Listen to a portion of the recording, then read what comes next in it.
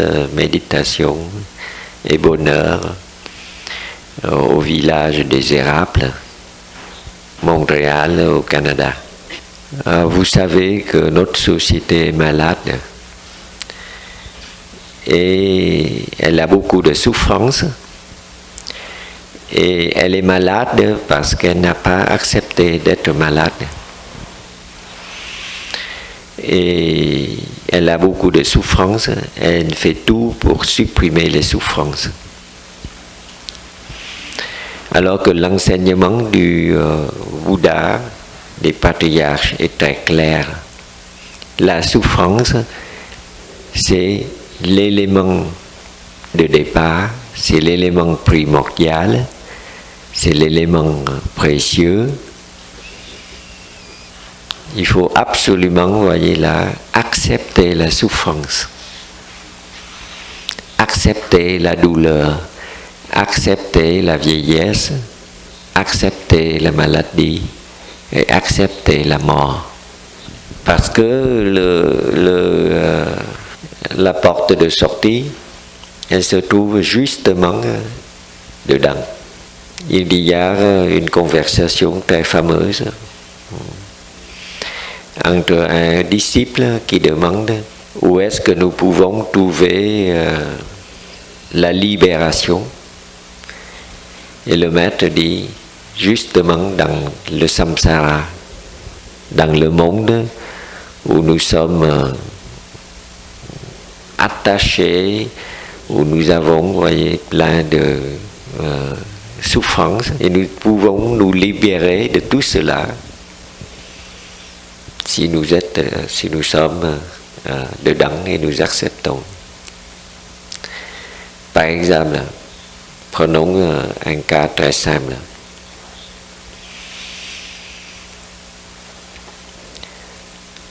Quelqu'un qui a mal, voyez, il a mal parce que on lui demande de faire une méditation assise, les jambes croisées, et il est resté longtemps. Donc il est resté longtemps assis, il a mal aux jambes, c'est normal, parce que comme les pieds, les jambes sont croisées, il n'y a pas de circulation. Donc les tissus, les cellules souffrent localement. Mais s'il n'accepte pas la douleur, il ne va plus s'asseoir en demi-lotus ou en lotus. Du coup, il n'a pas de souffrance. Mais il n'a pas non plus l'entraînement. Il n'a pas le fruit de la souffrance. Je m'explique. Quand vous privez vos muscles, votre jambe, d'oxygène que font les cellules, elles réduisent leur consommation. Du coup, avec les mêmes réserves, elles vont durer plus longtemps. Comme elles vont durer plus longtemps, voyez, elles sont dans des conditions normales plus longtemps. Et donc, elles peuvent, voyez, moins réclamer. Et en même temps, votre cerveau est conscient qu'il y a un gène, qu'il y a une douleur. Il s'exerce à sécréter des endorphines sans la souffrance. Comment voulez-vous stimuler la sécrétion d'endorphines? C'est sans le yin, comment voulez-vous avoir le yang? Et sans le yang, comment voulez-vous avoir le yin? Par définition, yin et yang sont complémentaires, sont opposés mais complémentaires. Quelqu'un, voyez, qui a mal, il accepte son mal, donc il apprend, il donne l'occasion à son corps d'apprendre à traiter le mal, à faire face au mal. Ce qui fait que quand il arrive à une maladie où il y a un mal chronique, il sait se comporter, il sait et il apprend au fur et à mesure. Et c'est comme cela que la douleur est devenue supportable et il peut, voyez là, remettre des conditions normales dans la maladie, et c'est à partir de ces conditions normales qu'il y a la guérison. Parce qu'à tout moment, vous avez le yin et le yang. À tout moment, vous avez des cellules malades et vous avez des cellules saines. Il suffit que les cellules saines soient majoritaires pour que vous, voyez, vous survivez, que vous restez en vie. Il ne faut pas qu'il y ait trop de cellules malades. Donc, le fait d'accepter, voyez, la maladie, d'accepter la souffrance, ça a été l'enseignement chrétien, la rédemption, le chemin de croire. Mais comme on a trop insisté sur la souffrance, et que vous, voyez, en s'éloignant la pratique de vos ancêtres ou de vos prédécesseurs, vous avez jeté en bloc tout le reste. Et vous le retrouvez où? Vous le retrouvez dans la sagesse universelle. La sagesse universelle dit concentration, c'est la joie et le bonheur. Định sinh hỷ lạc. À la fois la joie et le bonheur dans la concentration. Pourquoi il y a joie et bonheur dans la concentration? Parce que quand vous êtes concentré, vous vous assignez, voyez, à tout votre corps réuni la seule tâche. Et quand vous êtes assise, voyez, qui vous fait très mal, qu'est-ce qui vous préoccupe le plus sur le moment? C'est votre douleur, vos jambes qui sont douloureuses. Et donc vous vous concentrez dessus et vous visualisez que à l'expiration, vous faites de la place, et en faisant de la place, vous avez, vous voyez là, un retour sanguin. Et parce qu'il y a un retour sanguin, vous avez beaucoup de sang à distribution. Et grâce à cette concentration, vous enrichissez l'oxygène parce que vous avez plus de transporteurs d'oxygène. Vous avez plus de sang, plus de camions, vous voyez, donc vous faites plus de livraison. Et vous livrez ça où? Vous livrez ça au centre qui est en train de travailler à soulager votre douleur. Vous le livrez au cerveau. Et quand vous le livrez au cerveau, le cerveau, il va être plus efficace. Donc il sécrète plus d'endorphines. Donc avec la concentration, vous passez par le corps et vous obtenez dans le mental plus de joie et plus de bonheur parce que les endorphines profitent en premier à vos cellules nerveuses. Et comme il y a beaucoup d'endorphines, vous êtes devenu euphorique. Vous êtes euphorique pourquoi? Parce que vous avez la douleur. La douleur ici, l'euphorie ici, le point négatif ici, le point positif ici. Comment voulez-vous refuser la douleur, s'asseoir sur une chaise confortable ou sur un fauteuil, voyez, et dire qu'on fait un entraînement, qu'on fait des progrès? Je ne suis pas dans l'ascétisme. Donc, si vous avez des problèmes, voyez, commencez par faire 2 ou 3 minutes d'assise. Je ne suis pas, voyez, contre quelqu'un qui souffre des épaules, de toucher la terre d'une autre façon, pour ne pas réveiller la douleur dans les épaules. Mais c'est une adaptation. On accepte toujours la maladie, la douleur, mais on pratique. C'est grâce à la pratique de la concentration qu'on sort de notre douleur.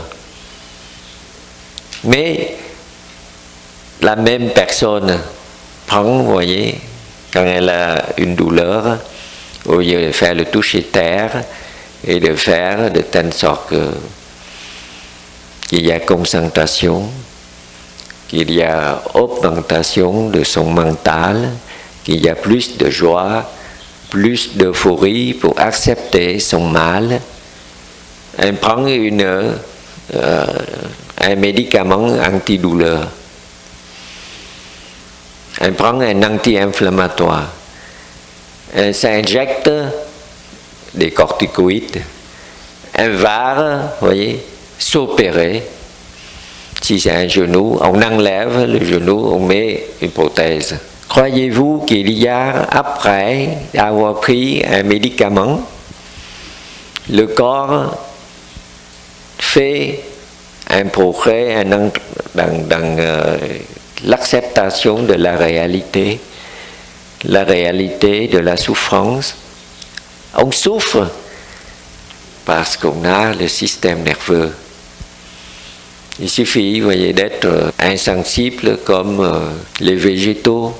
Mais maintenant, on a découvert que les végétaux aussi, ils ont un embryon de sensibilité, puisque quand les animaux broutent les végétaux, eux, ils savent qu'ils sont attaqués et ils sécrètent des substances, vous voyez, qui sont toxiques.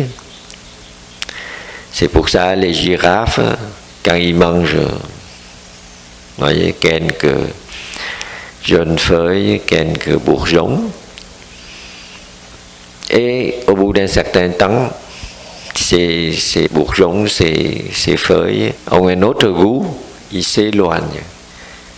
Mais il ne va pas à côté, pas à l'arbre à côté, non, il s'éloigne assez, une certaine distance.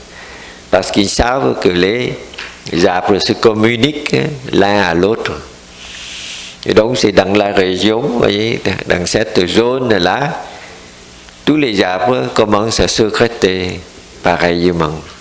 Donc il faut qu'ils s'éloignent pour trouver un meilleur goût ailleurs. Parce que nous avons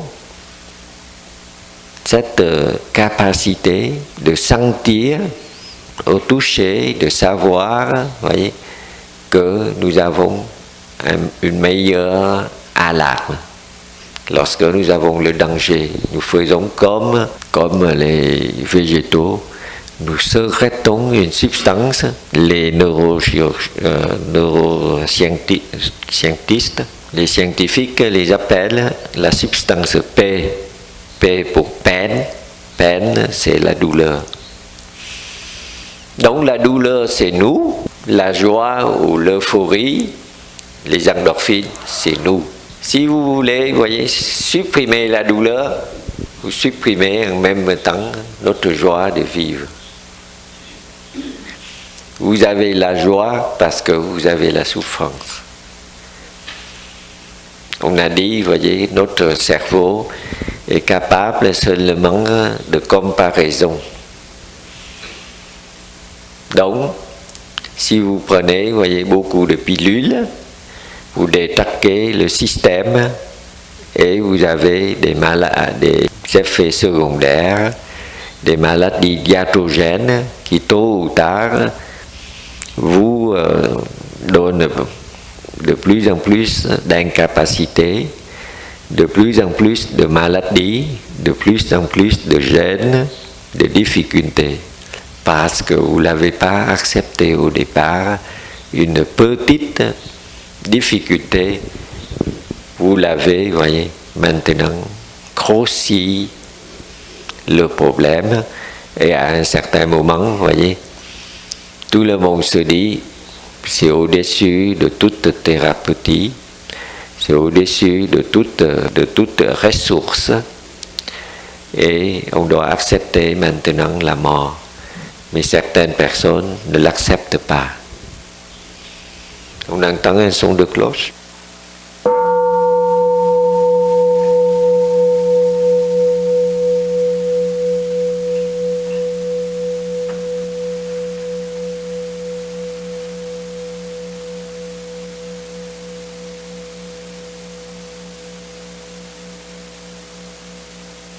J'ai cité l'exemple du moine Shu Yun, Hư Vân Hòa Thượng. Il n'a pas accepté la mort. Il n'a pas accepté, même à 112 ans, torturé à mort 2 fois par un groupe de policiers, avec des bâtons et des coups de poing, des coups de pied. Voyez. Imaginez un vieillard de 112 ans. Il suffit, voyez, là, si vous atteignez, voyez, 80-90 ans, que quelqu'un vous pousse, vous tombez, et c'est déjà la catastrophe, parce que vous risquez de casser les os, d'être alité, et c'est la mort. Souvent. Et lui, 112 ans, et les gens ont l'intention de le tuer. Donc il tape, il veut vraiment le supprimer. Et il gît dans son sang, parce qu'ils utilisent des moyens de violence et de la vie arrive à accepter, à être présent dans certaines limites. Et quand il y a trop de violence, trop de chaleur, trop de froid, voyez, ça sort des limites de la vie. Et la vie doit accepter la loi de quelque chose existe. Il peut aussi changer de forme et en changeant de forme, on voit qu'il n'existe plus. L'eau n'existe plus, mais elle est transformée en glace. Beaucoup de personnes, vous voyez, meurent et il n'y a plus de traces d'eux. Mais tout ce qu'ils ont fait, tout ce qu'ils ont œuvré, reste. Et ça, nous l'appelons, vous voyez, le karma. Donc, il a une volonté et certainement, il a été aidé par d'autres forces, parce que nous pensons qu'il y a ce qui est visible et ce qui n'est pas visible. Et nos capacités sont limitées. Le Bouddha nous enseigne qu'il y a dans son temps, qu'il y a plusieurs créatures ou des êtres invisibles. Et nous ne l'avons pas compris jusqu'au moment où on développe la microscopie. Et on voit que dans un bol d'eau, il y a plein de microbes. Ça a été enseigné par le Bouddha, qu'il n'y a pas qu'un monde, qu'il y a plusieurs mondes. Et donc, moine Shu Yun, dans son coma, il a vu qu'il est allé dans le monde des bodhisattvas et des bouddhas. Donc il a vu le bodhisattva, les grands bodhisattvas. Et à partir de là, voyez, par une connaissance directe, c'était dans sa biographie, il pense que les Bouddhas, les Bodhisattvas l'ont confié la mission et qu'il n'a pas terminé sa mission. Donc c'est comme cela qui revient en lui, qu'il est devenu, qui sort de son coma, et aussitôt sorti de son coma, il se met en méditation. pour reprendre ses forces. Donc vous voyez bien que son cerveau à lui, le meilleur moyen pour son cerveau, voyez, c'est de prendre appui sur tout ce qu'il a comme foi dans sa vie. Il a foi de l'existence des Bouddhas, des Bodhisattvas, d'un monde meilleur. Et ce monde, vous voyez, c'est le monde du futur. C'est le monde où il y a plus d'amour, plus de justice, non seulement envers les hommes, mais envers tous les êtres vivants, envers toutes les créatures. Là, nous avons beaucoup de souffrances parce que nous créons des souffrances envers d'autres êtres vivants, dont nos amis, les animaux. Il y a, voyez là, un reportage dans Newsweek, je crois, qui parle de quelqu'un qui a tué et puis dilacéré ou presque infligé un peu comme s'il veut détruire des chars en Angleterre. Et depuis quelques années, ces chats qui sont tués, ou des lapins, ou d'autres petits animaux, ça se monte à 500, plus de 500 cas, petits animaux qui sont maltraités, hein. Non seulement tués, mais après défigurés, où il y a vraiment une mauvaise volonté. Et on parle, vous voyez là, de la vie de concentration, de l'élevage. On parle des vaches qui restent immobiles ou qui restent dans l'étable pour donner le maximum de lait.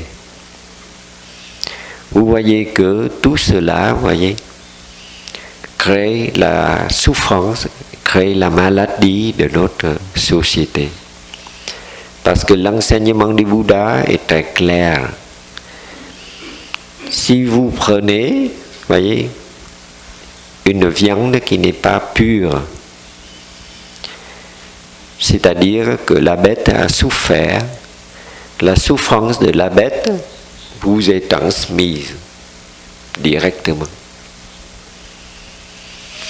Et on n'a pas compris pourquoi. Jusqu'à qu'il y ait des cas de botulisme. Pourquoi? Parce qu'au moment de l'abattage, un animal malade, il réagit, vous voyez, de telle sorte qu'il y a une sorte d'ouverture des muqueuses intestinales. Et le sang qui circule dans les derniers moments véhicule toute la charge bactérienne et s'est diffusée partout dans les viandes, dans les muscles, dans les graisses, dans les os, voyez, tout est contaminé. Donc il suffit de manger ou de toucher, parce que des fois c'est le boucher qui a touché et ça a contaminé d'autres viandes. À partir d'une souffrance, à partir d'une situation d'injustice, l'animal a une idée de vengeance, de renvoyer, c'est l'action et la réaction. Comment voulez-vous être en bonne santé si vous consommez les produits des animaux malades? L'enseignement du Bouddha est là. Toute la souffrance de l'animal va arriver chez vous. C'est pour cela qu'il a permis à ces moines de consommer la viande à condition que cette bête ne soit pas tuée exprès pour faire une nourriture. Que cette bête n'a pas souffert au moment de la mise à mort. Et ainsi de suite, c'est dans le Vinaya, c'est dans les règlements des moines. Il veut éviter des souffrances inutiles. Parce que nous pouvons très bien, voyez, avoir d'autres sources de protéines. Maintenant, nous avons la connaissance. Et ces protéines sont beaucoup plus sûres pour notre santé.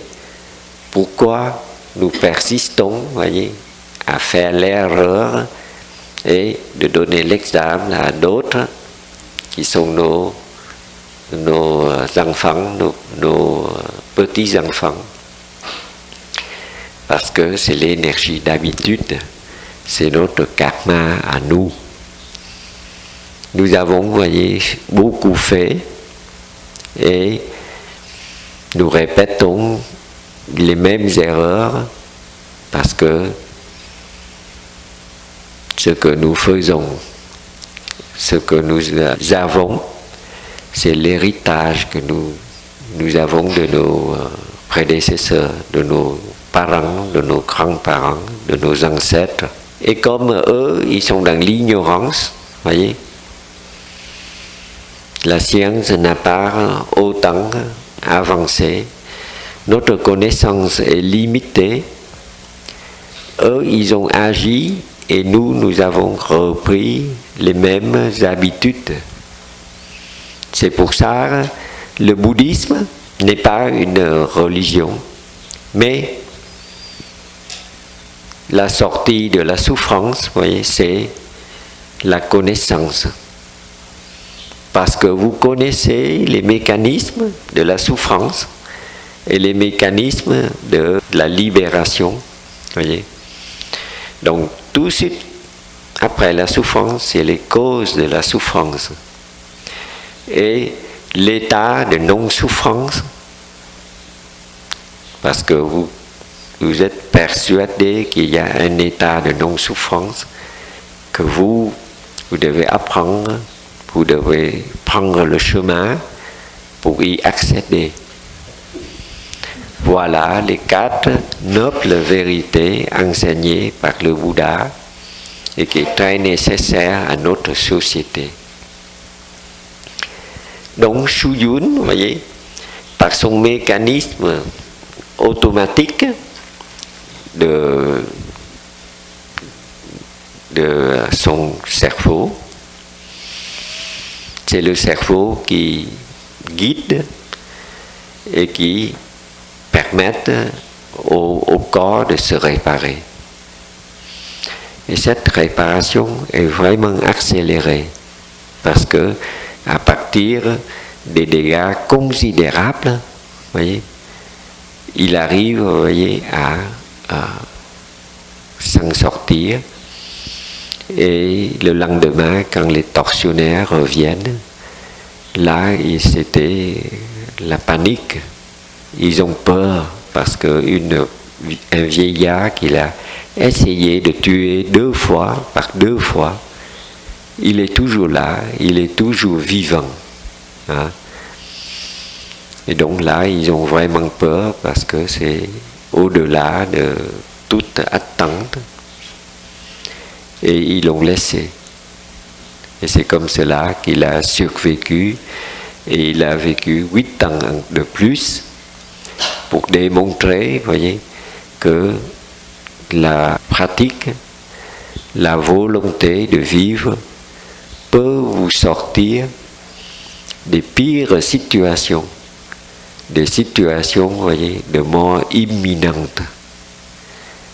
Et donc, il suffit, voyez, que votre foi déplace la montagne, et la foi de Shuyun est infinie,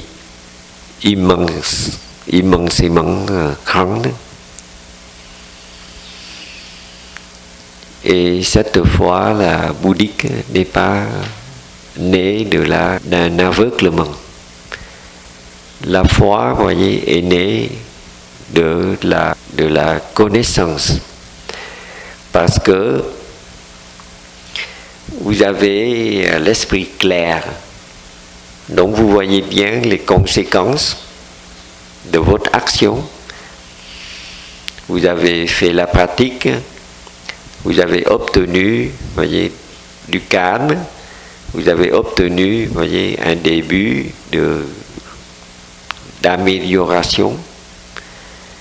Et ça confirme que votre action est dans la bonne direction. Et vous avez encore plus de foi. Vous êtes plus convaincu parce que la pratique vous donne instantanément des fruits. Et dans le temps de Bouddha, c'est presque un slogan. Son enseignement, c'est vous pouvez venir voir et vous pouvez goûter aux fruits de la pratique. Souvent, dans les enseignements, voyez, on termine toujours l'enseignement. Après l'enseignement, quelqu'un a compris l'enseignement de Bouddha et a obtenu la libération ou l'illumination. Donc, c'est instantané, c'est dans le moment présent, c'est faisable et c'est vérifiable. Et c'est pour cela qu'il y a la foi, qu'il y a l'adhésion, qu'il y a la conviction. Cette conviction, c'est une conviction personnelle. Ce n'est pas dicté, voyez, par les règlements. Ce ne sont pas des choses imposées.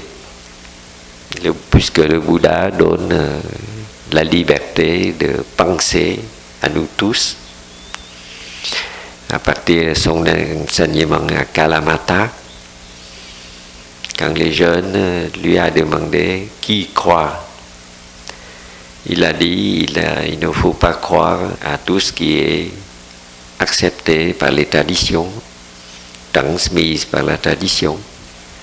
Il ne faut pas croire parce que c'est une personne à bonne réputation, qui sont des personnes haut placées dans la société, qui ont l'ancienneté. Il ne faut pas croire non plus parce que, vous voyez, là, c'est la mode, parce que toute la société y croit, parce qu'un grand nombre de personnes y croient. C'est vraiment une grande leçon de liberté de pensée qui permet des progrès. Parce que si vous pensez, voyez que les connaissances que vous avez, c'est le summum, voyez, et vous vous contentez de ces connaissances parce que vous pensez qu'il n'y en a pas d'autres, qu'il n'y en a pas, voyez, de meilleurs, vous allez rester sur place, attaché à votre niveau, comme quelqu'un qui arrive à la septième. Sur l'escalier, il y a une 7e marche, hein, et il est très content d'arriver tout en haut, et il refuse de monter. Mais pour monter, il faut quitter la 7e marche. Il faut quitter ce que vous avez toujours eu l'habitude. Il faut changer, il faut accepter le changement. Il faut abandonner ce que vous pensez le plus précieux, le plus important pour vous, puisque vous l'avez vérifié, puisque vous êtes sûr, voyez. Mais s'il y a quelque chose qui est sûr, c'est qu'il y a l'impermanence. Aujourd'hui, quelque chose peut être juste, peut être vérifié, peut être exact. Demain, les conditions ont changé cette chose devienne obsolète. Et c'est pour cela qu'il faut avoir un esprit ouvert, qu'il faut avoir la liberté de penser. Et le Bouddha enseigne, mettez cette théorie à la pratique, regardez les résultats, s'ils sont bénéfiques pour vous, pour votre entourage, s'ils sont bénéfiques maintenant et s'ils continuent d'être bénéfiques dans le futur. Ça veut dire que cette théorie peut être proche de la réalité. Et là, vous pouvez suivre. Mais il a tellement de compassion, il donne la possibilité à tous ses disciples de vérifier ses dires, de les accepter ou de ne pas les accepter. Voilà, vous voyez, l'antidote de tout fanatique, de tout fanatisme, de toute croyance aveugle, de toute... C'est l'antidote suprême à toute dictature et à toute mode de pensée réductrice. Et nous avons cette chance-là. Nous avons, vous voyez, l'esprit large. Nous avons beaucoup de possibilités par notre mental, par notre esprit. Comme le corps et l'esprit ne font qu'un, votre corps aussi a ses capacités. A des capacités, voyez là, de guérison, de renouvellement, de rajeunissement. Seulement vous n'y croyez pas. C'est pour cela que le Bouddha est venu pour dire que vous avez des capacités immenses. Et la pratique, le chemin est là pour vous amener à la libération, à la sortie de la souffrance, non seulement pour vous, mais pour tous ceux qui sont dans le même état, dans les mêmes difficultés que nous. Donc nous pratiquons non seulement pour nos contemporains, mais aussi pour nos ancêtres qui n'ont pas cette chance de connaître la pratique. Nous pratiquons aussi pour nos enfants, nos petits-enfants, ceux qui ne sont pas encore à naître, parce que le Bouddha a pratiqué pour nous, il nous a transmis sa sagesse, nous l'avons reçue, c'est à notre tour de transmettre, c'est à notre tour de pratiquer, de trouver l'essence et de la transmettre, parce que notre temps, notre société a vraiment besoin. Merci de votre écoute.